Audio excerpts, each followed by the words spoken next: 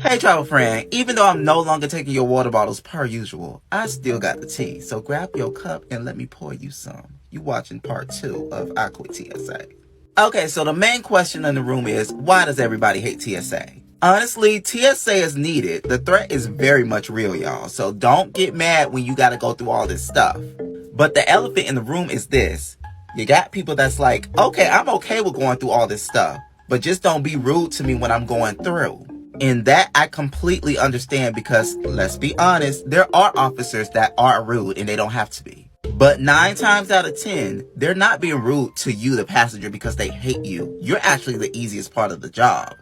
They're most likely in their feelings because something going on in management. Management in pay is the main reason why officers are quitting this job. And work conditions. Let's get into it. Child, when COVID started, nobody was worried about the transportation security officers, child. Officers were dropping left and right and still are dropping left and right till this day. And now you got this monkeypox situation going on. You cannot tell me that those officers do not deserve hazardous pay. And then you have the safety concern for the officers. Yes, officers understand what they signed up for, but you can't tell me that I'm signing up for something that I could potentially lose my life and get paid the same as a fast food worker. And that's no shade thrown at the fast food workers, but you gotta understand, if I'm working a job that I could potentially lose my life, I should be getting paid more. Just the other day, the chick in Dallas went up in the airport and started shooting. Did you hear about that? I bet you didn't. But that goes into another point of why I think that people who are not flying shouldn't be going into the airport, but I digress. All in all, the work conditions, the pay, and management needs to do better.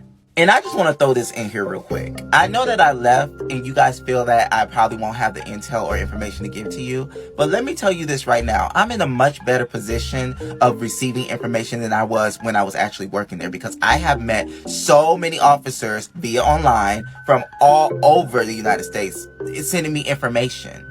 I know officers who just haven't been back to work in months, some years, and have never received a call from the administration looking to see if they're okay. There's a whole private Facebook group of officers from all over just venting, and they go in. And again, I'm not defending ugly behavior because it's unnecessary. I never had to put myself in that type of light, and I'm happy I didn't. But I just want you guys to understand the other side. Woo, child, that was a lot.